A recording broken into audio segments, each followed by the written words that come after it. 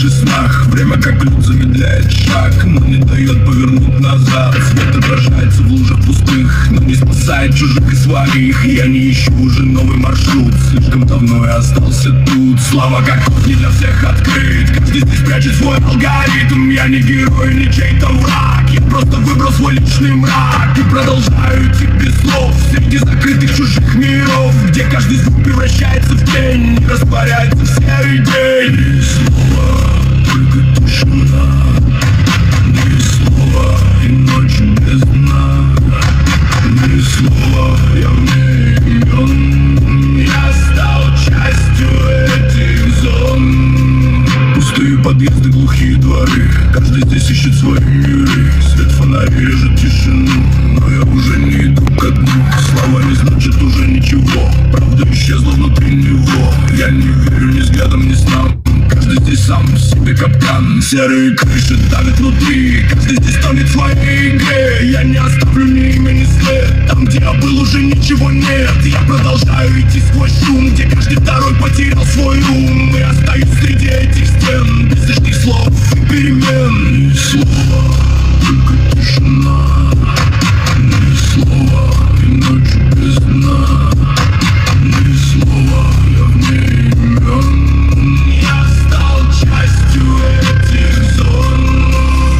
Город как схема, холодный расчет, каждый здесь знает, но не назовет. Свет не спасает, он только слепит и оставляет один на один. Деньги мелькают, как быстрый свет, но не дают никакой ответ. Люди приходят и сразу уходят, и ничего за собой не находят. Я растворился в этом ритме, стал спокойным в этом мире. Я не вернусь туда, где был. Think about that conviction of Karmelo and justified when you get found guilty. Yeah. What about the stabbing METCALF in the chest, killing him, got found guilty? Karmelo Anthony did, young boy stabbed him. Tried to say that was self-defense. How's that self-defense? He got a knife in school grounds.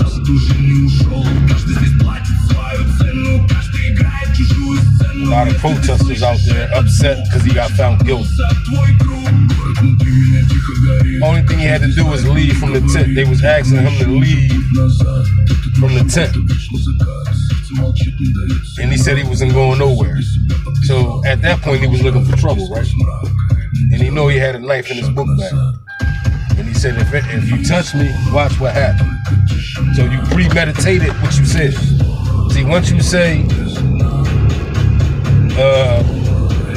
touch me and watch what happens, you already got intentions in your mind what you're going to do to somebody that touch you.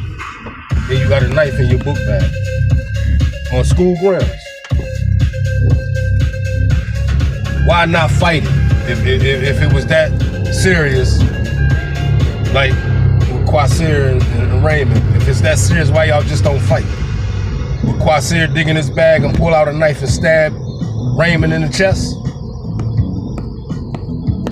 Because of their disagreement? Or would they just stay away from each other and de-escalate the situation and just don't say nothing to each other?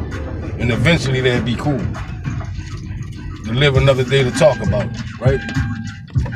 But he took in his own hands, he took into his own hands to pull a knife out and stab this young man in the chest and kill him.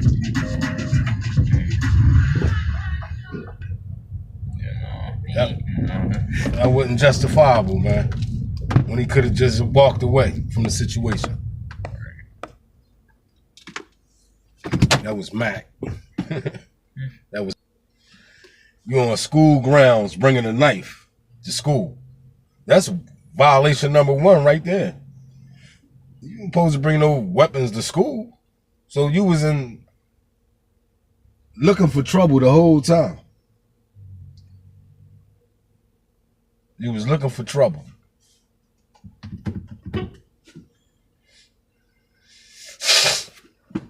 And you only got what you was looking for.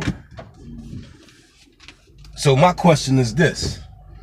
Oh, they pushed you and they saying for him to pull out a knife in his bag to stab him on school grounds is justifiable homicide, and that's self-defense? Bullshit. Bullshit. I can't believe some of these YouTubers with these platforms. For example, Willie D. I've been stopped fucking with Willie D, man. Willie D is a clone, man. That motherfucker got cloned. When he made that song, Coon, he had to be talking about himself, man. And that's a 100% fact. Saying it was justifiable for somebody to push you, for you to pull a knife out and stab him and say self-defense on school grounds. Why ain't he just fighting? Why ain't he just fight the boy?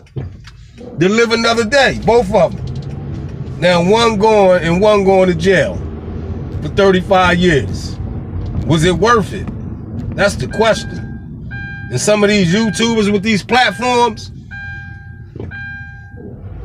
are clones that work for AI, that's looking to cause mass confusion amongst the peoples.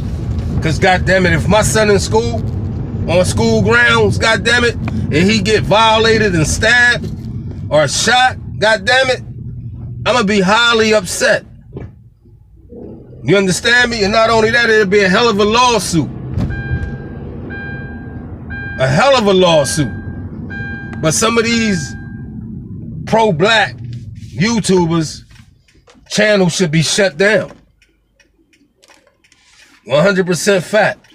They justifying a homicide and claiming self-defense when Karmelo Anthony could have just fought him on school grounds. They both would have got suspended, but they would have both been here. So nah, I can't buy into that what these pro-blacks out here doing, man. It's embarrassing. Very embarrassing that these pro-blacks out here defending fuck shit, man. When these jokers could have just fought. Karmelo Anthony was scared to fight. That's what it was. He was scared to fight. God damn it. Well, god damn it, he gonna have to fight now. He most definitely gonna have to fight now. When he go upstate, down there in Texas, god damn it. And you know a lot of them prison guards are biased and racist like a motherfucker. So he gonna have to fight, god damn it. Cause you gonna get pushed. Cause you going up there with the goons now. Nothing but goons up in that motherfucking prisons, man. And you mean to tell me one of them goons push you, is you gonna still have that same energy that you had for METCALF? God damn it. Hell no. Gonna be in that bitch crying. 100% crying. Like a motherfucker. Just like you was in court crying when you got found guilty. You little savage. You want to do savage things, you're going to do savage time, goddammit, with the goons. But I want to see if you had that same energy for them goons that's going to push your ass around upstate, goddammit, because that's where you going for 35 years, goddammit. And you better hope you make it out, goddammit, without being violated, okay?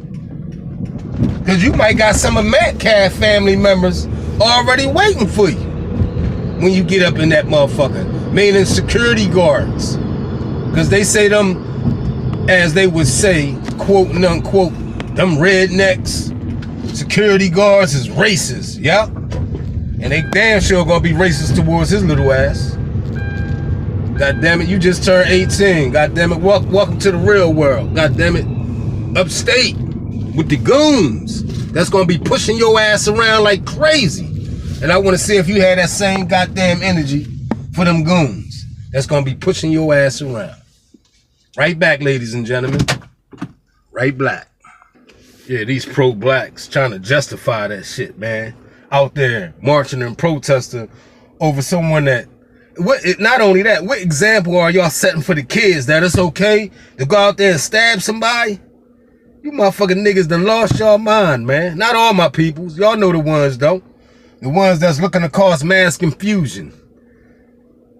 For real. That's all they here to do is cause mass confusion, man. You got the Panthers and all these motherfuckers out there. Free Karmelo for what? Y'all justifying what the fuck he did. God damn it, when y'all should be in your own goddamn community right now. Because I'm quite sure it's happening. And I seen it this morning on the news. God damn it. Fucking Negroes. Unalive. A female. A 42-year-old mother of 4.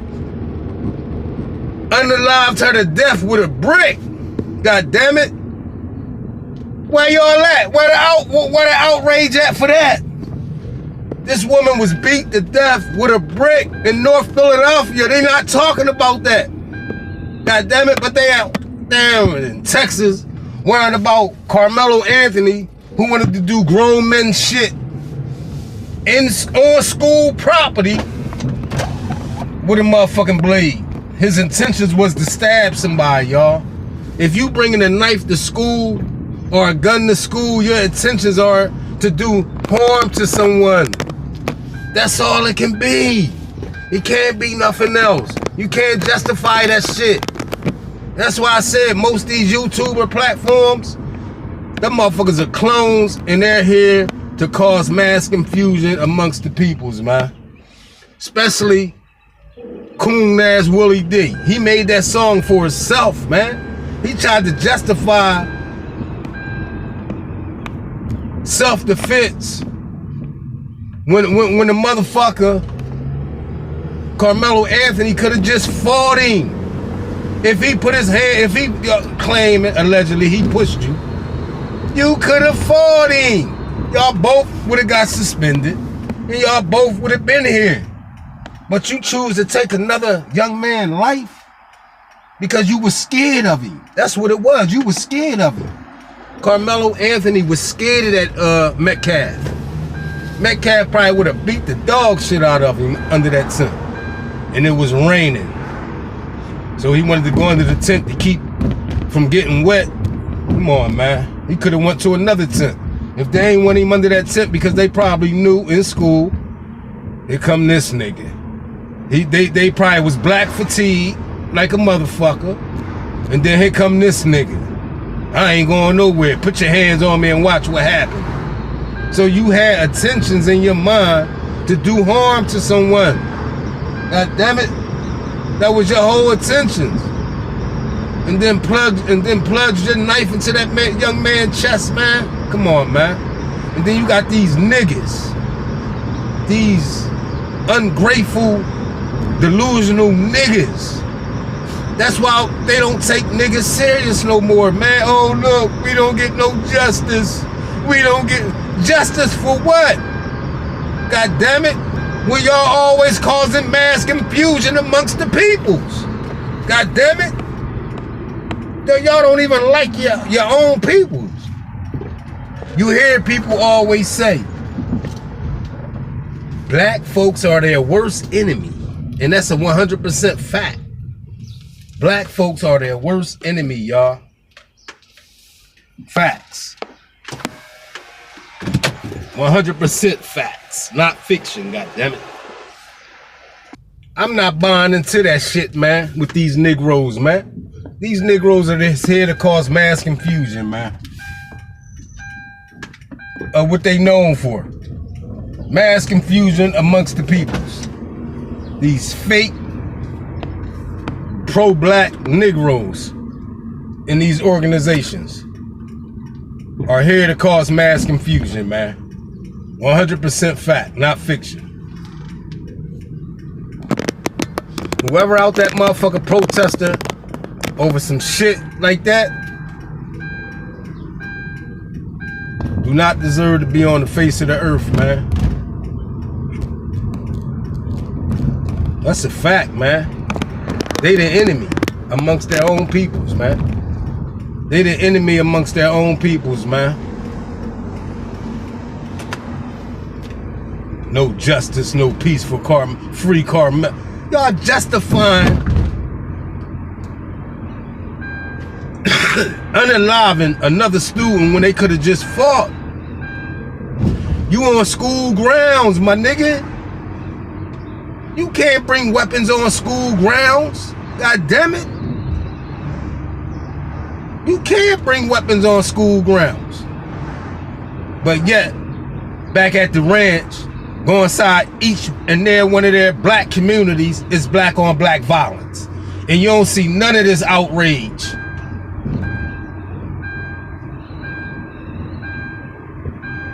In their communities on black crime. That happens every day. Black folk getting unalive. Like I said in Philadelphia. The young lady just got unalive. She got bricked to death. These two motherfuckers allegedly beat this lady to death with a brick and stole her pocketbook. And 9 times out of 10, they ain't get nothing out of that motherfucker, man. Why ain't they talking about that? But they talking about up in Philadelphia, neighborhood. I told y'all Philadelphia is a moot town, y'all. I keep saying that in videos. Philadelphia is a moot goddamn city, man. And that's all they care about is those fucking mooks and them illegal migrants. That's all they fight for. They don't fight for their own peoples that's unaliving each other every day when you cut the goddamn news on, goddammit. They don't speak up on that. They speak up on all negativity shit. For example, they so goddamn Trump deranged, they was all upset because Trump attended the fucking game. Come on, man. What the fuck is wrong with these niggas, man? These niggas is ashamed of being black out this motherfucker at this point, man. Not all my peoples, man.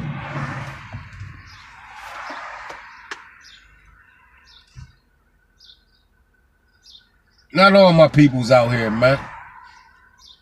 But majority of these niggas out here, man, are sad, man. Bunch of sad ass niggas, man. For real. That's a fact. 100% fact, man.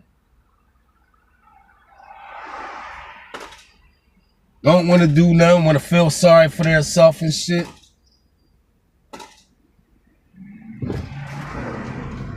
Don't want to do what's right for the community. Get in your own goddamn community and solve all the violence that's going on in them communities. Nah. They rather justify some fuck shit behind METCALF bringing a fucking knife to school, unaliving a young man because he was scared to fight him.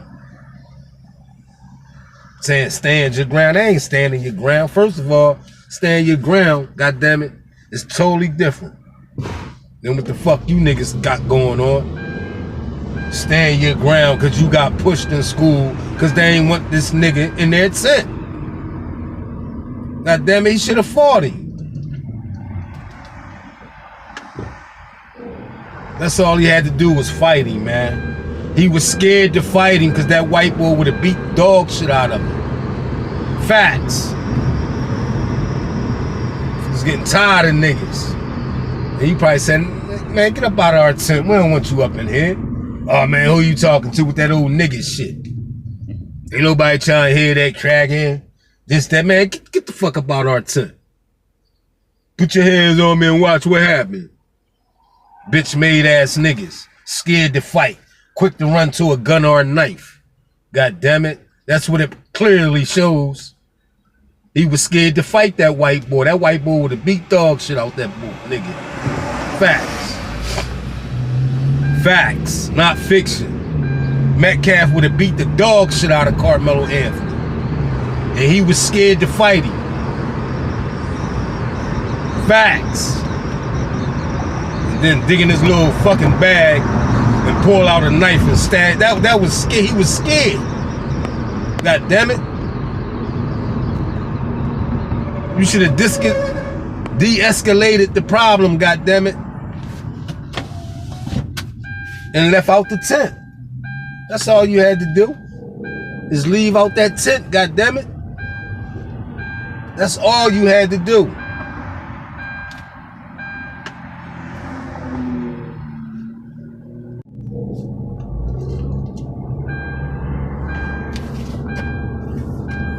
That's all that Negro had to do was leave, man. You know why he didn't leave? Because he was there he was looking for trouble. God damn it. That's what he was there for. Looking for trouble. Showing the fuck off. But my thing is this, and I'ma stand on this.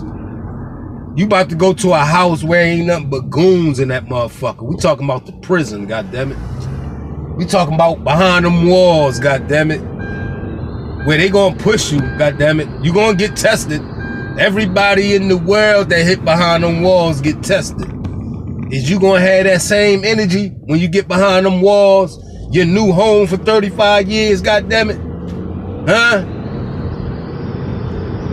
Mommy and daddy ain't there to help you. Them niggas that's out there, that's capping, protesting, they ain't gonna help you either. God damn it, they ain't gonna even send you nothing. Your books, only thing gonna be on your books is from your family. God damn it, you created this goddamn story. Stand on that shit, nigga. Stand on it. You wanted to be, oh, you touch me, watch what happens. You touch me, watch what happens. Okay. Them niggas upstate gonna touch you all day, every day. Facts.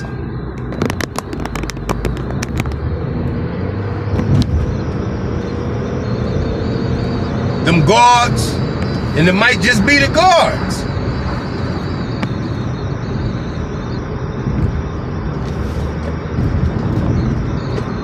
It just might be the guards that's gonna be pushing your ass around when you get up in that motherfucker. Pushing your ass on that bus to go upstate. Is you gonna dig into your little book bag and stab them? Hell no. God damn it. Hell no. You ain't gonna do it. God damn it. Goddamn idiot. That's all you was an idiot. Looking to cause trouble. You was looking for trouble that day, young man. You was looking for trouble, and you unalived that young man for no reason. Because they ain't want you in their tent. God damn it, you should have kept it moving. Yeah, we back here. I'm most definitely play a video up in Philadelphia showing this young lady got unalived. Motherfuckers beat her to death with bricks. 42 years old, a mother of 4. Where the outrage at? But you got the outrage out there because the police trying to maintain the gay, what they call it, neighborhood.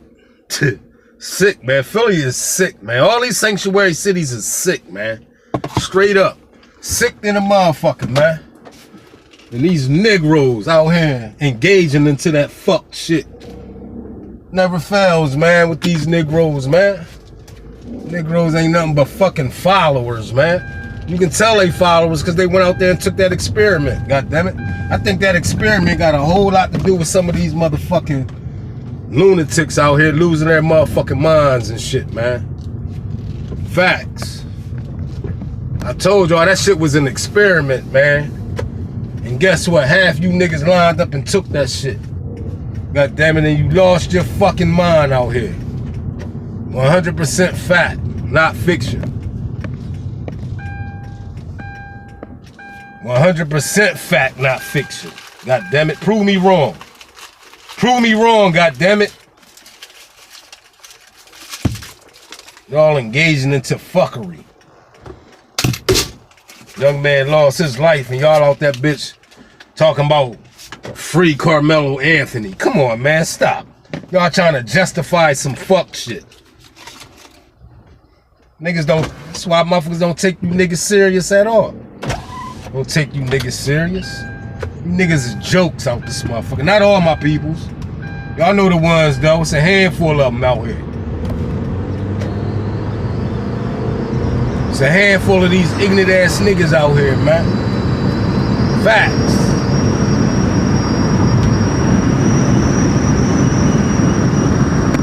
It's a handful of these niggas, man, that need to go. Go back to Africa, goddammit. That's where y'all need to go. They should ship them. Hey, deport them niggas back to Africa, King Trump. They always claiming they want to go back to the motherland. Deport their ass back to the motherland and see how fast they be crying to get back. God damn it.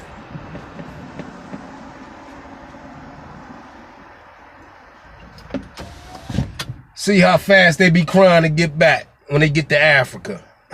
And find out that them people in Africa don't even like American Negroes. Facts. Them Africans don't even like American Negroes. Facts. And then you got these pro-blackly blacks that's out this motherfucker capping, looking to cause mass confusion once again. Let's cause mass confusion amongst the peoples. Let's cause mass confusion. Let's get out there and protest. Hopefully, maybe they'll all join us and walk us to our own demise. God damn it. These pro-blackity blacks, man. I used to be into that pro-blackity black shit. And I realized, man, the white man ain't the enemy, god damn it. It's you niggas that's the enemy, god damn it. Not all my peoples, but y'all know the ones that's only around to cause mass confusion. I was down with it to get in the neighborhood to prevent the black on black violence, but they don't want to get to that. That's too hard for them. They rather go out that motherfucker and cap for some fuck shit. And I said, hold up. They always saying the white man this, the white man that, the white man, and the whole time it's these niggas, man. These niggas are the problem. God damn it. Not all my peoples. Y'all know the ones though. Y'all know the ones. Facts.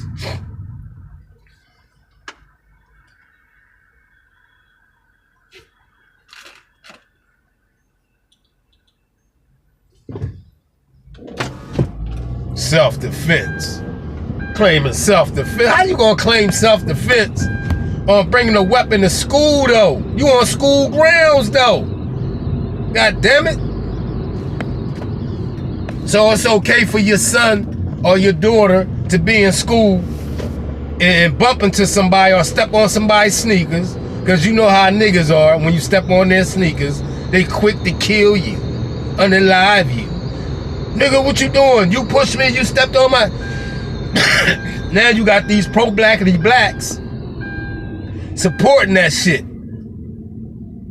Supporting that shit. And then wondering why it's black on black violence every day, all day. And they don't care nothing about that shit. They pick and choose their battles, y'all. Pay attention, y'all. These niggas are the enemy, man. For real, these niggas worse than the KKK, man. Facts. They trying to justify some fuck shit, man. They trying to justify Karmelo Anthony unaliving this young man in school, on school grounds. Sad, man. Free Karmelo Anthony. Get the fuck out of here. I want to see if that nigga had that same energy with them goons that he gonna be locked up with for 35 years, man. Is he gonna have that same energy? God damn it. Huh? I bet you he don't. He gonna have that same energy for them guards, as they would say, them redneck guards that hate niggas. Down there in Texas, oh man. He about to go through it. And them same Negroes, nigbots. I call them nigbots. Ain't gonna send him a dime. His book's gonna be emptied in a motherfucker. God damn it. His book's gonna be emptied in a motherfucker. God damn it.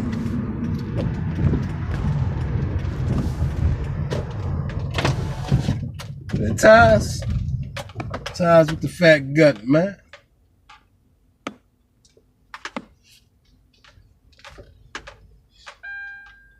Hold on, y'all. That's ties in front of us.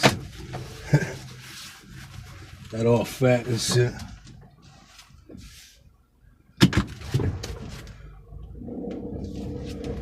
Sure, fat man.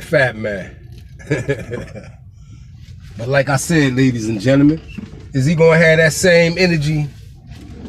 Or is those pro-blackity blacks gonna have that same energy when as they would say, redneck guards treating him like shit, pushing him around, pushing him on the bus, pushing him off the bus? Is he gonna dig into his little bag and stab one of them guards or stab one of them inmates? God damn it. Huh?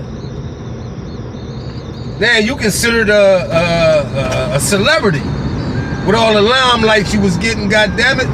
You gonna most definitely get tested up in the jump. And that's a fact. That's a 100% fact. So what I think about the case and shit,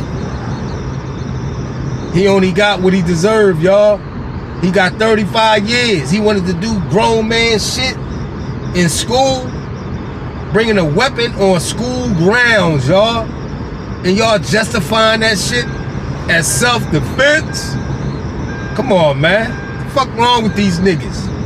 Willie D, you the biggest coon out there, motherfucker.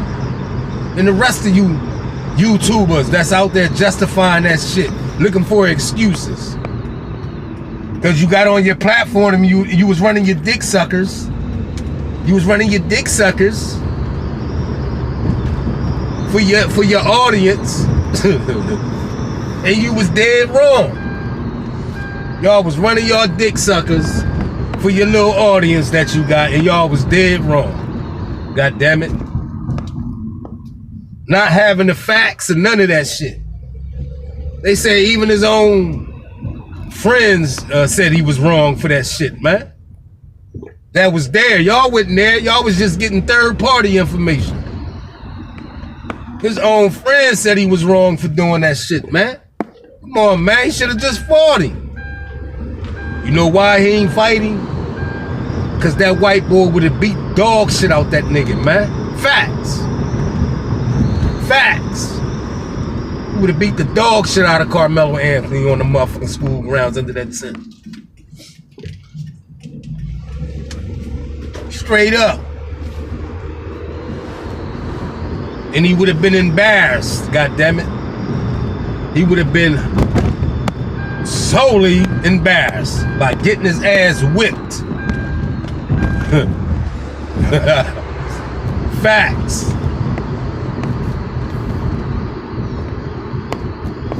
But what we gonna do now, I'm gonna show y'all something. How these niggas are done lost their mind, man. These niggas done lost their mind out this motherfucker, man. Out there participating in some fuck shit behind a motherfucker that was dead ass wrong, man. He was wrong, man. I ain't justifying that shit.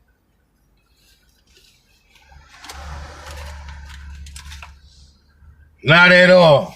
Not on my watch. The pro-blackity blacks, they got the Black Panthers out there. That's not even in their own community. Stopping the violence that's going on right now. Where the outrage at?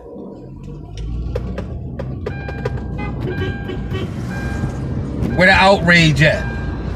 Huh? Where the outrage for this young lady that just lost her life? That these lunatics decide to take a break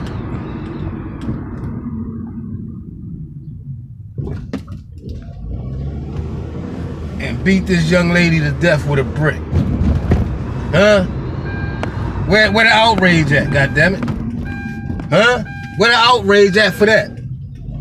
Pro-blackity blacks? But like I said, Philadelphia, not talking about it. Because they Trump deranged and they into that gayborhood and LGBT mooks. That's all they defend. But check this video out right here. And deadly attack that played out on North Philadelphia Street. A warning here, the details here are hard to hear. This is surveillance video Now we have frozen in the moment before the man captured here on camera beats a woman with a brick, then kicks her to death as she laid on that sidewalk. Tonight, Philadelphia police searching for any evidence they can as they work to identify and arrest that man and an alleged accomplice. And as we're now hearing from the victim's stunned friends and acquaintances, Action News' Walter Perez live at police headquarters tonight. Walter, what are investigators telling you right now? Right, they tell me they are eager to get the two men linked to this horrific case behind bars, a case that ended with the murder of a mother of 4, among those children, an 11-month-old baby. This shadowy scene, recorded on surveillance video, is part of the police investigation. It reveals the lead-up to a brutal murder that took place very early Sunday morning in North Philadelphia. You can see a man throwing a woman to the ground in an alleyway on the 2600 block of North 24th Street. We will not show you how it ends due to its graphic nature. That man goes on to repeatedly club the woman on her head with a brick before stomping on her face and chest. That victim, identified as 45-year-old Keisha Farlow, was killed. People who knew Keisha say they are simply horrified. We human beings at the end of the day. I do something wrong, we don't talk. But you know what, demons out here. Tonight, police are searching for the man in the video, along with another man who was allegedly somehow involved. Police officials say those two men fled the scene on foot with the victim's purse. That purse, with nothing left inside, was later recovered by police a few blocks away. Neighbors from this part of the city say this kind of senseless violence needs to stop. You see how this world goes down. He would have got heartless. There's no heart, you know what I'm saying? I can't. No heart, because they defending Karmelo Anthony stabbing a young man to death on school grounds. Bringing a knife to school, though. Facts. You did that in my head. I hope whoever did it, I hope that justice is brought, because she didn't seem to bother anybody in this community, and it's just, I just don't understand it. Investigators tell me they're working some good leads in this case at this point, but so far no arrests have been made, so anyone with information is asked to contact police. Meanwhile, in Philadelphia, back at the ranch, while lady just was brick kicked to death. See what these mooks talking about in the neighborhood that they defended. Once again, like I said, Philadelphia is a known mook town, a mook city that protects mooks and illegal migrants. Once again, another sanctuary city. Let's go. Of police force, dozens of people rallied tonight accusing Philadelphia police of going too far during Pride celebrations yesterday in the neighborhood. We have reaction from both sides. Action News reporter Leland Pinder is at police headquarters. Police say there were 15 arrests on Sunday, mostly for disorderly conduct, but there was one arrest for aggravated assault on a police officer. It's just a mess right now. It's not about it. Video from Philadelphia's neighborhood Sunday evening shows a heavy police presence during Pride celebrations along 13th Street. Crowds appear to be confined to sidewalks, blocked by barricades and unable to move freely. One tense confrontation between a man and two officers caught on camera before a third officer appears to step in and de-escalate. Another video reportedly shows the aftermath of someone who was tackled to the ground by police. Anger in response Monday evening as a large group marched through parts of Center City. The city needs to do better. And when I'm speaking about the city, I'm talking directly to our police department. Jason Bowman, president of Philadelphia Black Pride, is not associated with the group who organized Monday's protest, but is also calling out officers' behavior. Protect and serve, not agitate and aggravate. Police say Pride events were peaceful earlier in the day, but crowds moved into the neighborhood sooner than expected, creating conditions prompting police intervention. Police cited fights, disorderly behavior, and blocked streets before moving to clear parts of the area. In a statement, Commissioner Kevin Bethel said in part, that decision was not made in any way, shape, or form because people were celebrating Pride. It was made because officers were increasingly dealing with public safety issues and reached a point where we could no longer safely maintain the conditions that existed on those blocks. There needs to be a formal investigation to how those police acted against them queer people yesterday. Commissioner Bethel says he is taking concerns very seriously, and there will be a review of crowd control decisions and officer conduct, including officers wearing masks, which is not permitted by Philadelphia police policy. Here outside police headquarters, Leland Pinder, Channel 6, Action News. Urgent search for the suspects in the murder of a Penn State student. A memorial is growing now. Where the outrage in the street for this Penn State student that was murdered in the streets of Philadelphia. Y'all pick and choose your battles. It's sad. God damn it, y'all protect them LGBT mooks and them illegal migrants. But when it comes to the citizens of America, God damn it, there's no love. What about this student here? Another student doing everything he's supposed to do right, and somebody unalived him. Where the outrage at? Philadelphia? South Philadelphia. For 22-year-old Billy Schmidt. He left a neighborhood bar on Saturday when two people approached him on Dorfer Street near 20th Street. Police say one of them stole his cell phone before the killing. This case is now getting national attention. ABC's Rhiannon Alley is following the latest. Look, niggas. This morning, a family desperate for answers. I guess them same motherfuckers that's trying to protect Karmelo Anthony will protect these Negroes for unaliving this Penn State student. Niggas is sad. Not all my peoples, but y'all know the ones. They're pro-blackity blacks. Is it travesty? While police search for the men involved in the murder of a Penn State senior killed just steps away from his Philadelphia home. God damn it. Billy Schmidt was a 22-year-old digital journalism 22 student years who was old. walking home from a local bar after watching the NBA Finals early Saturday morning. Surveillance video given to the police from homes in the neighborhood showing these the moments niggas, before the shooting. these Karmelo Anthony ass Negroes. Billy then pursuing the man on foot. But as they turn the corner, one man throws Billy's cell phone into the street. The other turns around and shoots him. Wow. Billy's dad found his son's cell phone under a car and immediately gave it to police. Wow. I'm shocked. When they stole his phone, he chased the kid. When he got to the corner, another guy came out on that side and they shot. Penn State telling ABC News in a statement, "We are heartbroken over the tragic death of William Schmidt. His father is angry." I want to find the two people and make it back. Rhiannon out. The pro-blackity blacks were defending this though. They said they want justice for the two Negroids, Nigbots that did this. Sad, man. Channel 6 Action News. Tonight, a pizza delivery driver shot and killed on the job.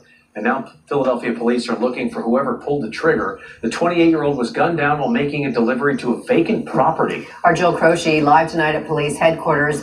And Jill, you spoke to people who knew the driver.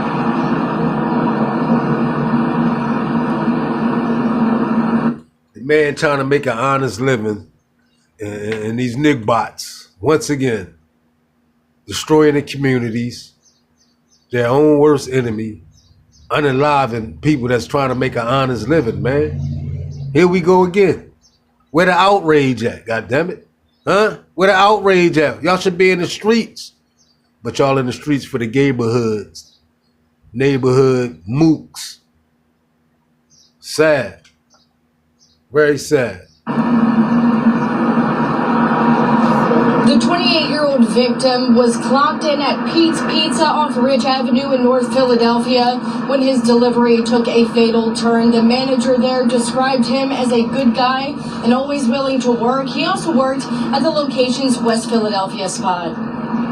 You don't know what can happen. Just doing your job, just being around here. Philadelphia police are continuing the search for the suspect behind the fatal shooting of a 28-year-old pizza delivery driver just after 12:30 a.m. Friday.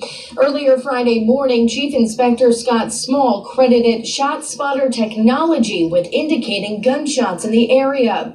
That's when 22nd District Police and Housing Police responded to Raymond Rosen Homes' courtyard. He was laying on the ground, unresponsive, bleeding heavily with a gunshot wound to his head. Chief Inspector Small says 3 shots were fired from a semi-automatic weapon. All 3 spent shell casings were just a few inches away from where this victim was laying on the ground. First responders also located the victim's vehicle, which still had a pizza warmer inside.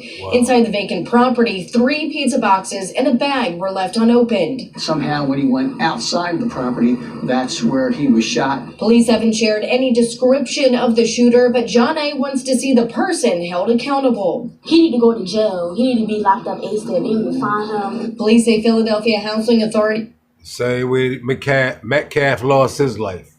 Justice was served. Karmelo Anthony was guilty. Bringing a knife on school grounds is a violation to the school policy.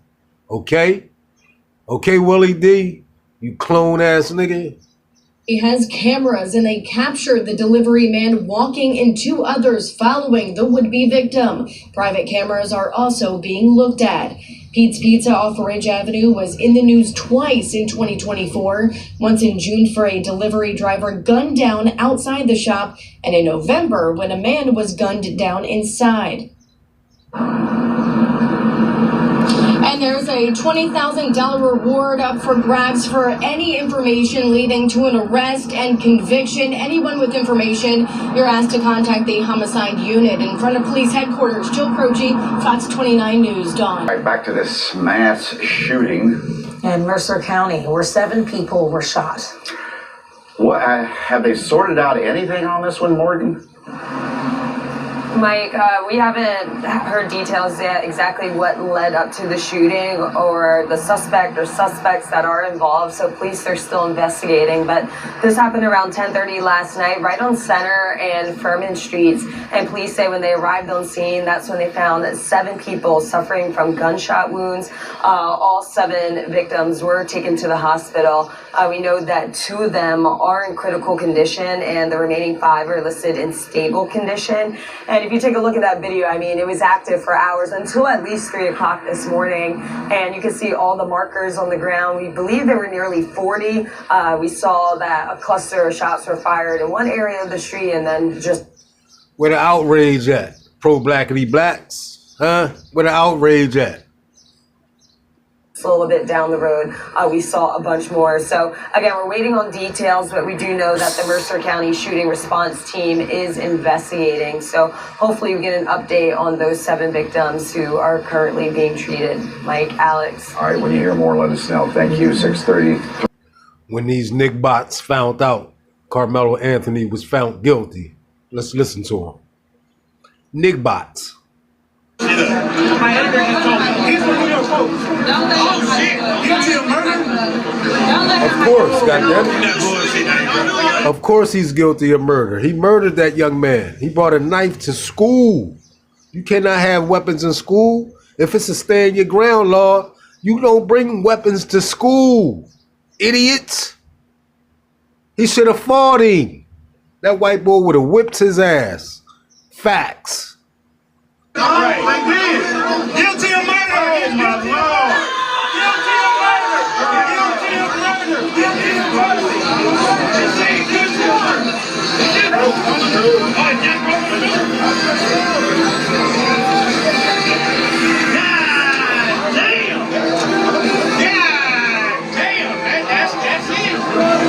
it.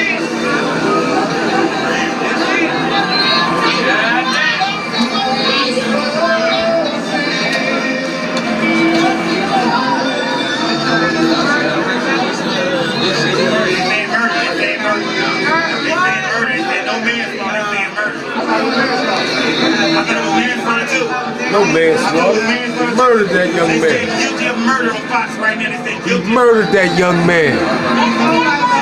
They say guilty of murder. Guilty of murder. Y'all wrong. I swear to God, don't sing this shit that I'm tired. I'm tired. I don't give a fuck. I'm tired. That is sick. That is sick. Get in your community, young lady. Get in your community, ma'am. And stop the violence that's going on that black on black crime. Huh? You justifying some fuck shit. God damn it. That's what you out there doing, looking like a fool. That is sick. You went through the same shit. Guilty of murder. No man. Guilty of murder. Niggas is crazy, bro.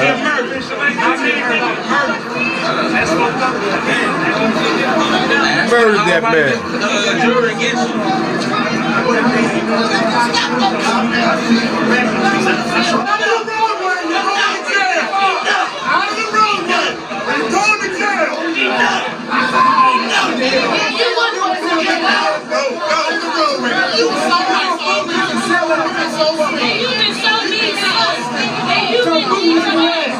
I was very bullshit ass first. Let's fuck y'all.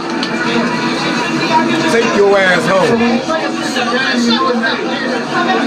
Take your ass home.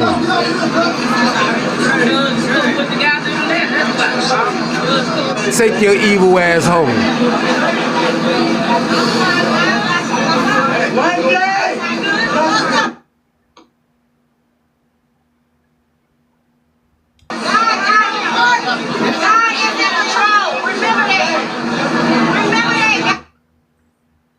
You're absolutely right. God is in control. I'm angry and I'm hurt. I'm angry because you warned me I was in there too. Oh, here comes the people. I don't want to hear. Here comes the people. Oh, you got it.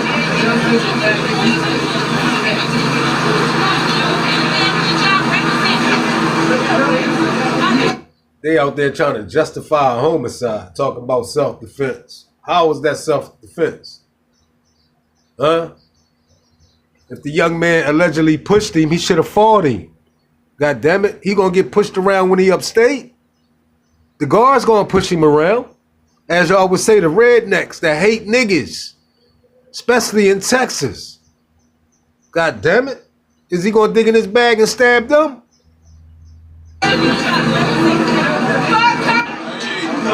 Now too goddamn big. You doing all this shit.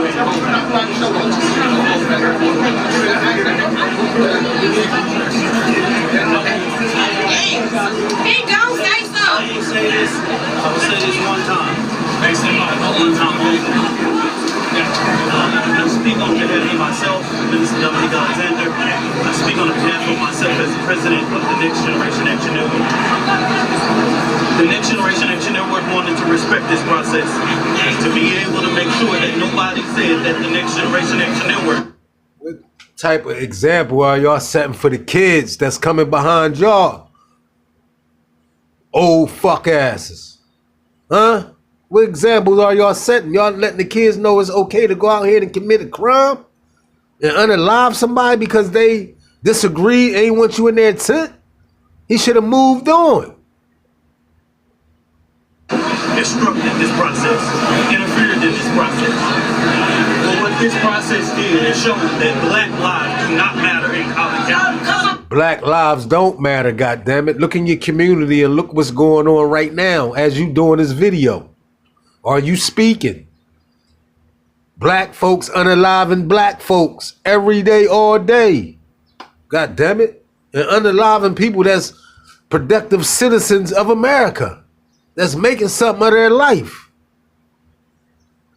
It showed us that time and time in American history, it has shown us to remove emotions from yet the law. This trial showed that it put emotions over the law. After Trayvon Martin and so many countless names, it has shown us that black life is not safe in Collin County. It showed us that they did not listen to the law. It showed clearly. You can't bring no weapons to school. And not only that, he should have fought him. God damn it. He should have fought him. Fear in this process, it showed very clearly that a black boy was allowed, not one black soul on a jury. An all white jury convicted him in 2 to 3 hours. That's right. It was an open shut case, goddammit. It was an open shut case, goddammit. He was wrong.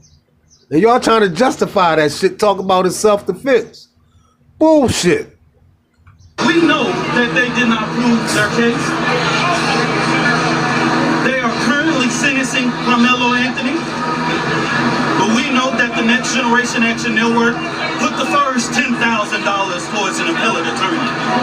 And we will fight Collin County like hell. I respected this process. I allowed and called for peace in this process.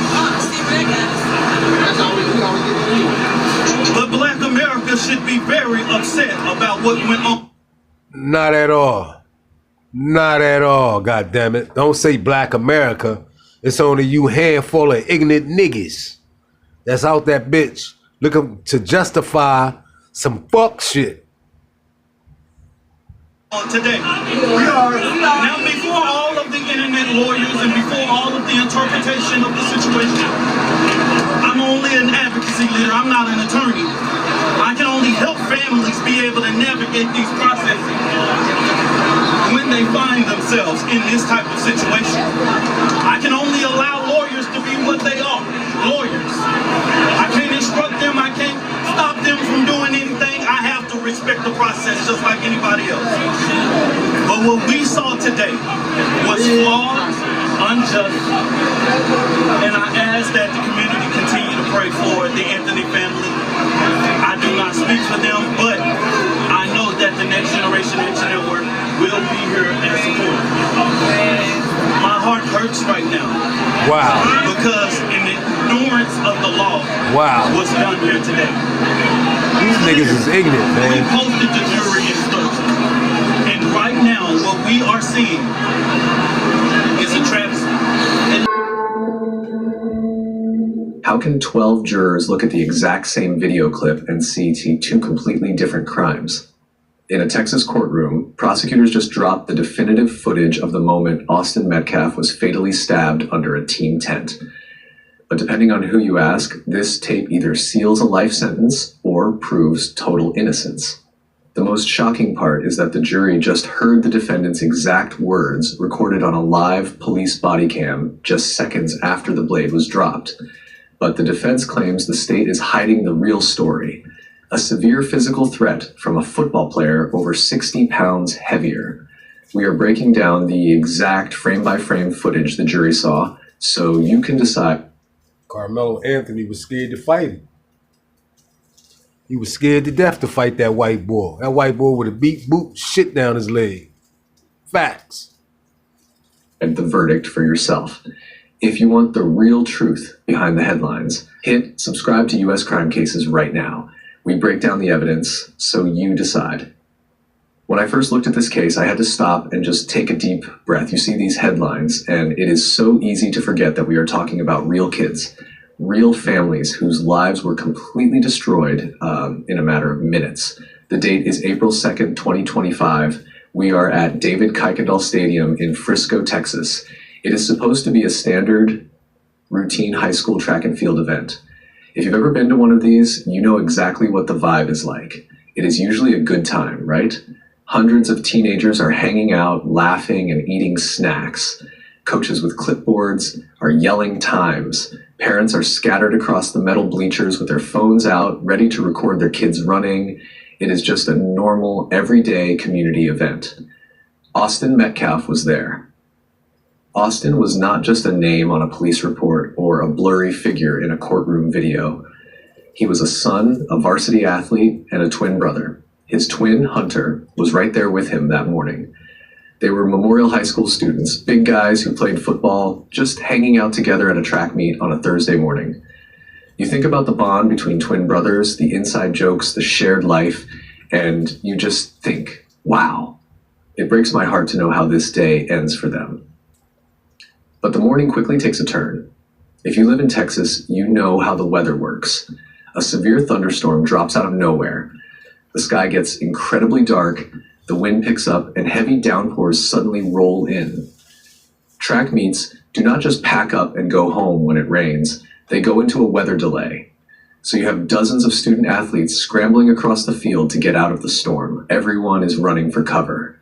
They start cramming under these small pop-up canopy tents set up by the different schools. You have probably seen them, just basic canvas tops with 4 metal legs. Suddenly, the environment instantly shifts. It goes from a wide-open sports stadium where everyone has space to breathe to a claustrophobic, high-tension waiting room. Teenagers are packed shoulder to shoulder. It is loud. The rain is hammering against the canvas roof. Kids are talking over each other, and they are completely trapped by the pouring rain outside. Under the Memorial High School team tent, the space is entirely filled with Memorial athletes. It is their designated spot. But sitting among them is a student from a rival school, 17-year-old Karmelo Anthony from Centennial High.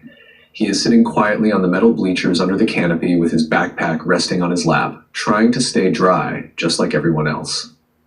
He is alone in a sea of kids from another school.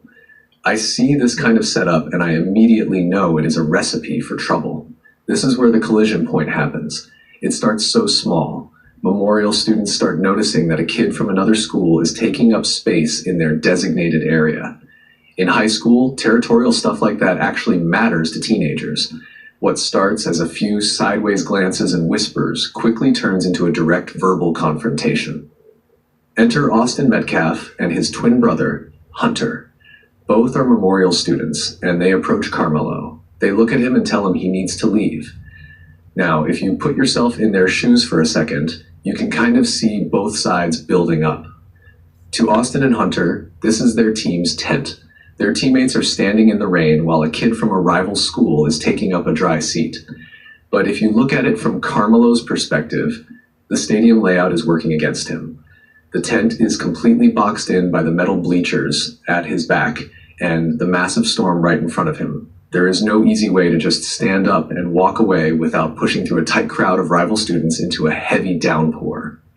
The verbal exchange between Austin and Karmelo only lasts about 2 minutes. 2 minutes. But in those 2 minutes, the tension skyrockets. The volume goes up. Other kids start turning around to watch. You know how it is when a crowd forms around an argument. The pressure to not back down gets so intense. Witnesses say Karmelo was asked to leave as many as 15 different times. 15 times. They told him to get up and go. He refuses. He stays sitting down, his hands in his lap near his backpack. I think about those 2 minutes a lot. If someone had just walked away, if a coach had walked by at that exact second, or if the rain had just let up, Austin would still be here. But none of that happened. This brief, stubborn argument over a simple seat under a tent instantly escalates into physical contact. We will talk more about exactly who touched who first when we look at the trial evidence. But the moment the physical line is crossed, everything breaks down. It is not like a movie where there is a long, drawn-out fight. It is terrifyingly fast. It is messy. In a matter of seconds, amidst a crowd of panicking teenagers, the shoving starts, and then a knife is pulled. A single strike is made. It happens so fast that most of the kids standing right next to them do not even realize a weapon was used. They probably just thought it was a hard punch. But then Austin Metcalf falls to the ground. When the police arrive, the chaos is absolute. I cannot even imagine the terror of being under that tent. Kids are screaming, crying, and running out into the rain. Austin is bleeding out on the wet rubber track. His twin brother, Hunter, is right there with him, screaming for help, watching his brother's life slip away right in front of him. Think about that for a second. Holding your own twin brother on the ground at a high school track meet, begging for an ambulance. It is the kind of trauma that a family never, ever recovers from. Meanwhile, Karmelo is detained near the edge of the stadium by the police. He does not run far. The cops put him in handcuffs, and the body cam captures everything he says. Both of their lives, Austin's and Karmelo's, are effectively over in the span of a 2-minute argument.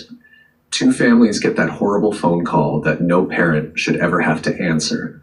But when the trial finally begins, the jury realizes that figuring out who is legally at fault is not going to be easy at all. Because when the prosecution presses play on the surveillance video, they do not just show a tragedy. They paint a picture of a cold-blooded killer who knew exactly what he was doing when he unzipped that bag. When the prosecution finally stands up to address the jury, the energy in that courtroom shifts completely. You can actually feel it in the air. They do not hold back, not even for a second. They want the jury to look at that Frisco ISD stadium footage and see one very specific thing: a clear, undeniable case of provoked, unjustified murder. They are looking right at the jurors, making direct eye contact, trying to make them understand that this was not some tragic accident or a couple of kids just getting out of hand on a rainy day. This was a choice. Through the state's eyes, the surveillance video shows a trap being set. Think about how chilling that concept is for a moment. The prosecution breaks down the footage step by step, pausing the video, pointing at the screens to make sure everyone is following along. They point out how Karmelo consciously walks into the memorial team tent area and sits down. Now remember, there are other places he could have gone. Even with the heavy rain pouring down, there were other awnings, other sections of the bleachers where his own teammates were. But he chooses that exact spot, surrounded by a rival team. When the memorial athletes, including Austin METCALF, walk up and tell him to leave, Karmelo has every opportunity in the world to just stand up, walk out into the rain, and walk away. Right. If he does that, Austin goes home to his family that afternoon. We are not here talking about this. Instead, he stays seated. He essentially anchors himself to the metal bleachers. It is really hard to sit in a courtroom and listen to this, especially when you look over at Austin's family. You see his parents sitting there in the front row, just having to absorb the idea that their boy walked right into a situation that was escalating by design. I look at him and just think, wow. The pain of hearing someone break down your son's last moments like a tactical play on a whiteboard is unimaginable.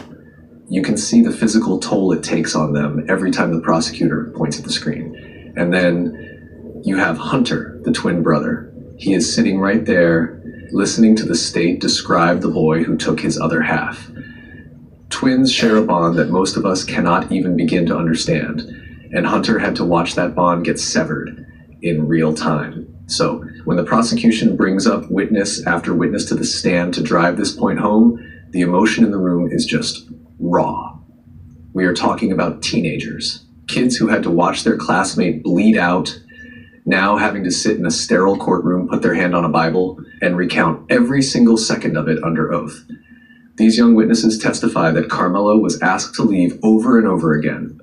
Not once, not twice, but repeatedly.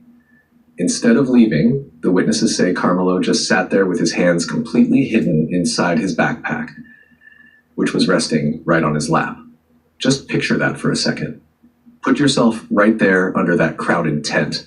The tension is rising, the rain is loud, people are yelling at him to move, and he is just sitting there with his hands concealed in a bag. When Austin finally told him to get out in a more forceful way, Karmelo allegedly looked back at him and said, "Touch me and find out, or punch me and see what happens." When I read those words in the court transcripts, I just paused. Right? That changes the entire complexion of the argument. That is not the behavior of someone who is scared or trying to avoid a conflict. That is the behavior of someone drawing a line in the sand and daring another person to cross it.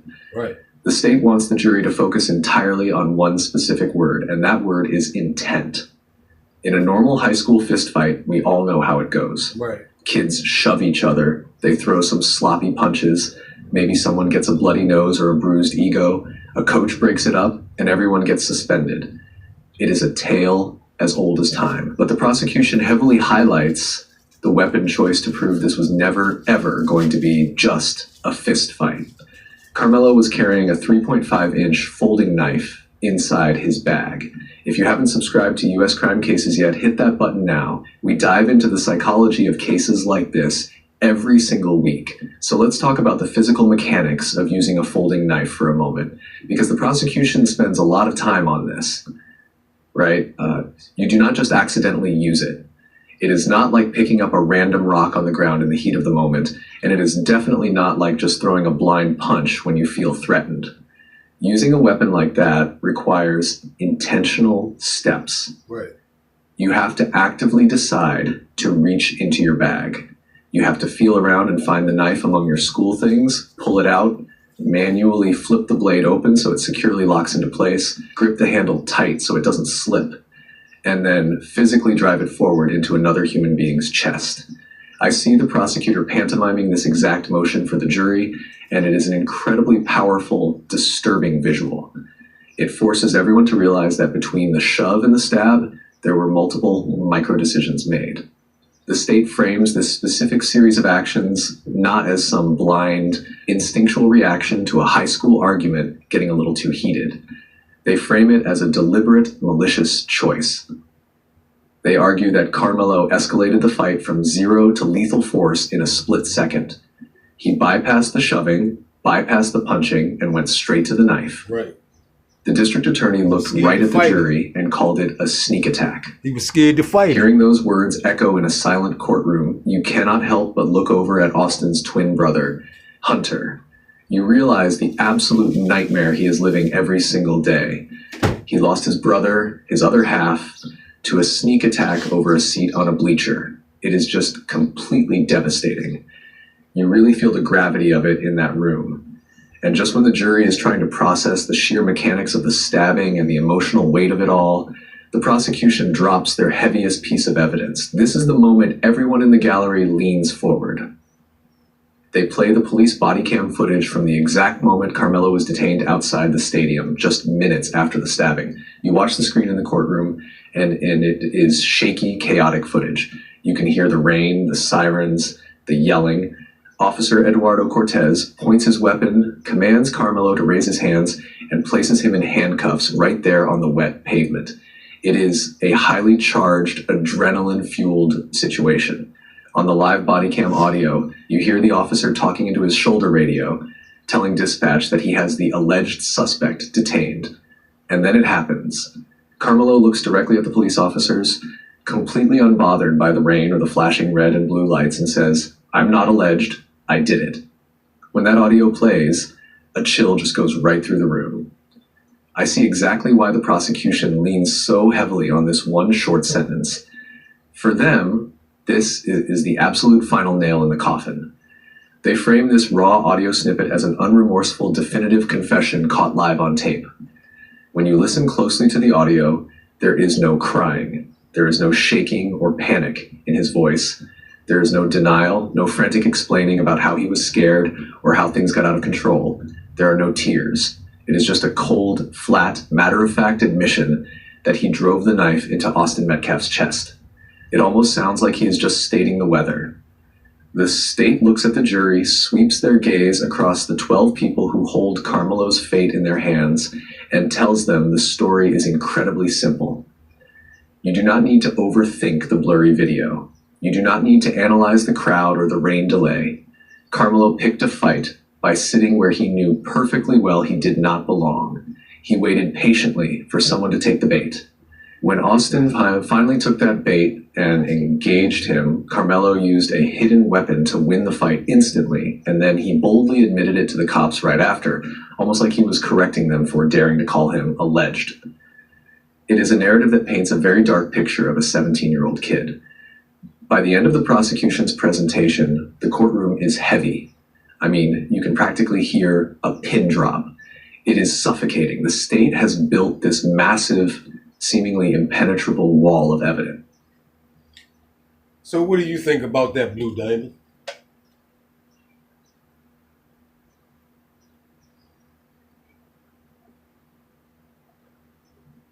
Waiting on Wait. Yeah. Yeah, the intentions on killing somebody, hurting somebody, right? Yeah. They have painted a clear, terrifying picture that makes Karmelo Anthony look like a highly aggressive, calculated threat who brought a deadly weapon to a rainy track meet and used it without a single second thought. They made sure the jury deeply felt the weight of Austin's lost life, and they made sure the jury heard the defendant claim responsibility right on camera with zero hesitation. At this point, if you are sitting in the gallery observing the faces of the jury, you are probably thinking the trial is basically over. The evidence feels that strong, that overwhelming. The prosecution did exactly what they needed to do. They told a cohesive, tragic story. But you know how these high-stakes trials go. Nothing is ever as simple as it seems on the first pass. Just as the jury is ready to make up their minds, feeling like they've seen all they need to see, the defense attorney steps up to the podium, the room holds its collective breath, and the defense is about to take everything the jury just watched, every single piece of evidence the state just meticulously laid out, and flip it entirely upside down. The room holds its collective breath as the defense attorney steps up to the podium, and right away he completely shatters the illusion of that video. You know, the state just played that footage and confidently told the jury exactly what they were looking at, framing it as this calculated, inescapable trap. But the defense stops, looks at the jury, and essentially asks them to just look closer, to really use their own eyes and stop blindly accepting the state's narrative. Let's talk about those cameras for a second. There are 5 security cameras positioned all around that stadium, but they are bolted high up on the light poles and the press box. They are designed to capture broad, wide-angle views of the track and the football field, not intimate details of a fight under an awning.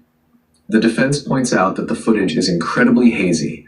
It is degraded, pixelated, and completely washed out by the severe storm. When you zoom in on the Memorial Team tent, you cannot actually see faces. You definitely cannot see hands, and you absolutely cannot see individual precise movements. Wow. It is basically just a blurry, chaotic blob of people shifting around under a dark canvas roof while heavy rain pours down all around them. The defense attorney looks at the jurors and argues that the state is just projecting a story of cold-blooded murder onto a blurry shadow. He points out how incredibly dangerous it is to look at a cluster of gray pixels and confidently declare that it proves a teenager had malicious intent in his heart. It makes you second-guess everything you just watched. Then the defense introduces the single most important context of the entire trial. This is the piece that changes how you view everything. The piece the prosecution tried to completely gloss over. The stark physical disparity between these two boys. Up until now, the prosecution just painted Austin Metcalf as another student asking Karmelo to leave the tent. Just 2 high school kids arguing over a seat on a rainy day. But the defense pulls out the actual physical statistics, and I see people in the courtroom physically react to the numbers, right? Austin Metcalf was a massive varsity football linebacker. He stood at 6 feet 1 inch tall, and he weighed a solid 215 pounds. He was a highly conditioned athlete built to tackle people, built to overpower opponents on a football field. Built to beat the shit out of him. That's why he was scared. His body was literally trained for physical impact. That's right. Karmelo Anthony, on the other hand, was 5 feet 8 inches tall and weighed around 130 pounds. Just let that sink in for a second. That is an 85-pound weight difference. In combat sports, they wouldn't even let these two step into the same room together, let alone fight. It is a fundamental mismatch. If you are 130 pounds sitting down and a guy almost twice your size is towering over you, demanding you move, the intimidation factor is completely off the charts. Your brain immediately registers that you're in severe physical danger if things go south. I see exactly how the defense played this. They didn't just deny the state's timeline, they completely flipped the perspective. They bring those exact same teenage witnesses back to the stand, the ones who said Karmelo wouldn't move and just sat there. But this time, the defense asks different questions. They get them to admit what really triggered the sudden violence, because it was not Karmelo who threw the first physical strike. Under oath, the defense draws out the admission that Austin Metcalf actually initiated the physical contact. A 215-pound linebacker leaned over and delivered a violent, two-handed shove to the shoulders of a seated 130-pound kid. Think about the physics of that. Think about the sheer force. You are trapped on metal bleachers, boxed in by a massive storm, surrounded by kids from a rival school who actively want you gone. You literally cannot just stand up and walk backward because there are bleachers behind you, and there's a solid wall of angry athletes in front of you. And then the biggest guy there puts his hands on you and shoves you hard. It shifts the entire dynamic from a stubborn, aggressive kid to a terrified kid acting on pure survival instinct. Your fight or flight response kicks in, but you can't fly because you are cornered. Suddenly, the entire narrative flips. I see the jury leaning back in their chairs, reevaluating everything they thought they knew. This is no longer a story about a kid aggressively looking for a fight and setting a trap for a rival student. It is the terrifying story of an outnumbered, undersized teenager who is completely surrounded by a rival team, trapped under a tent with nowhere to run, who was just physically attacked by a massive... What about David and Goliath? How big was Goliath to David? Come on, stop with the excuses, you know what I mean? David defeated Goliath. Facts. Athlete. It changes the whole lens of the case. The defense then takes the state's absolute biggest piece of evidence, that shocking body cam confession, and entirely recontextualizes it. Remember when Karmelo told the officer, "I'm not alleged, I did it," and the prosecution called it a cold-blooded brag? Well, the defense plays the rest of his statements, the ones he made to a coach immediately after the incident, before the cops even cuffed him, when his adrenaline was still spiking. He said, "He put his hands on me. I told him not to. I stabbed him." The defense argues that Karmelo did not say, "I did it" out of malice, pride, or some twisted sense of victory. He said it out of complete transparency because in his mind he had absolutely nothing to hide. He genuinely believed he was legally protecting his own life after being physically assaulted by a much larger aggressor. He didn't try to run away and hide the weapon in a trash can. He didn't deny it to the police because he thought he was entirely in the right. And they point out something huge. He did not stab Austin multiple times. This wasn't a violent frenzy or an attack fueled by rage. He struck exactly one time to get this massive 215-pound threat off of him, dropped the knife right there on the bleachers, and ran for his life to get away from the rest of the football team. That single strike is crucial. It speaks to a panic reaction to create distance, not a calculated, premeditated assassination. This leaves the jury trapped in a profoundly difficult legal dilemma. The judge instructs them to look at the exact wording of the Texas self-defense law. And the wording is tricky when you apply it to the messy reality of real life. Does a physical push from a much larger, heavier individual legally justify the use of a lethal weapon? Does a 130-pound kid have the right to use a folding knife when a 215-pound athlete violently puts his hands on him in a crowded, hostile environment where there is no easy way to retreat? Or did Karmelo completely cross the legal line the exact second he unzipped his bag and opened that blade? It is a heavy question, and the answer is absolutely not black and white. The emotional cost in that courtroom is just suffocating. It is so heavy you can barely breathe. I remember during the playback of the video, both families actually had to step out into the hallway. They simply couldn't bear to watch it again. You have one family completely destroyed, grieving the loss of a vibrant son who literally died in his twin brother's arms over a completely senseless 2-minute argument about a bleacher seat. A family forever broken, staring at an empty chair at the dinner table, knowing that their boys went to a routine track meet and only one came home. And just across the aisle, you have another family watching their teenage son, knowing he might face the rest of his natural life inside a cold, concrete cell for a split-second, panicked decision he made while backed into a corner in the rain. They are terrified they are going to lose their boy forever to the prison system. You look at both sides of that gallery, and you realize there are absolutely no winners here. Just 2 ruined lives, a traumatized community, and 12 ordinary people who have to sit in a jury box and decide what justice even looks like in a tragedy this incredibly dark.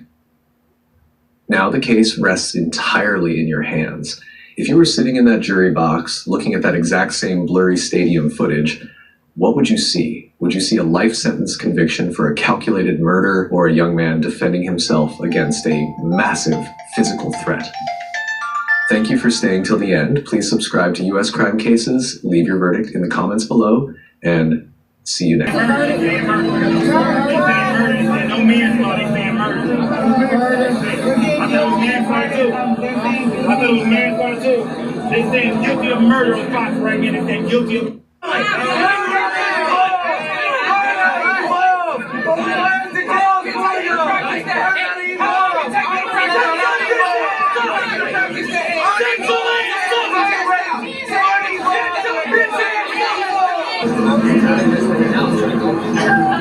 Has it not been announced?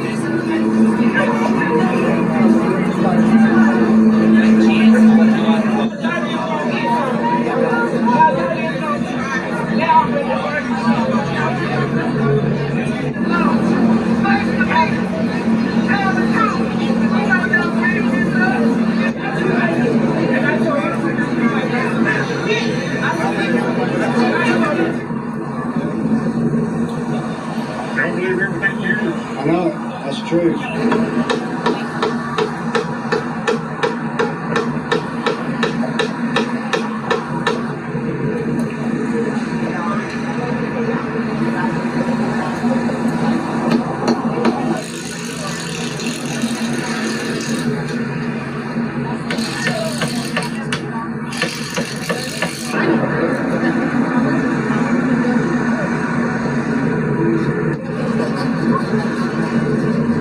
Justice for Austin, that's right. Justice for Austin, man. Facts. God damn it. What's wrong with them niggas, man?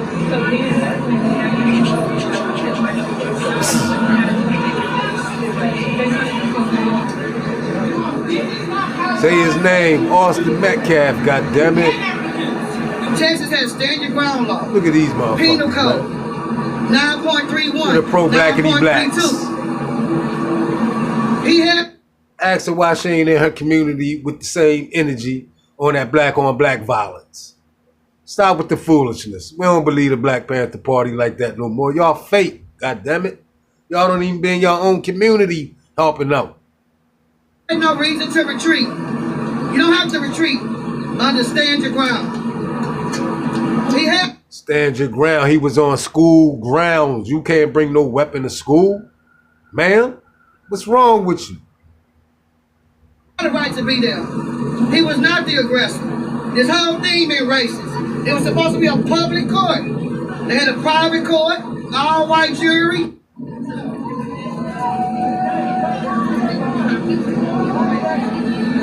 As long as there's accountability and justice served, man, that's just what I'm looking for. That's right. You know, I don't think we can set a precedent anywhere. If you come up, push me or shove me, or I can just automatically reach for a knife. You know,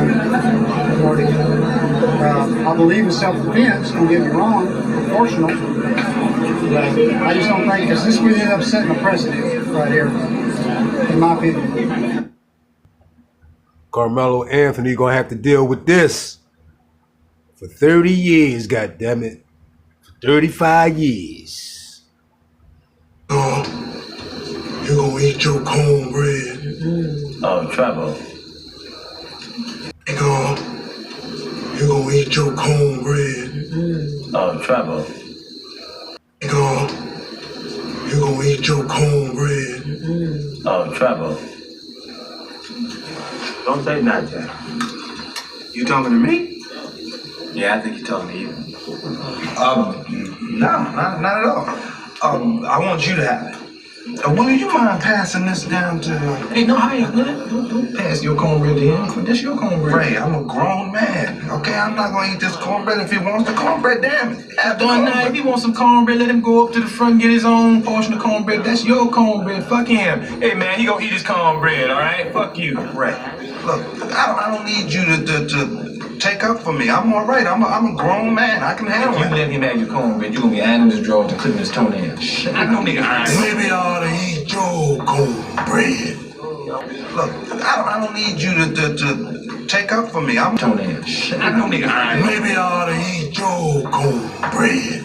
Oh, motherfucker, you can't have my cornbread. That's for damn sure. Because if you try to take my cornbread, part 2 of my killing spree gonna begin up in here on your ass right now. If you think about my cornbread to get the taste out your mouth, that's for damn sure. Now fuck him, fuck that, because I'm from New York City, goddammit. Nobody take no cornbread from me. And that go for you and any other you motherfucking farmers want to try some shit. You fuck around with me, it's gonna be consequences and repercussions.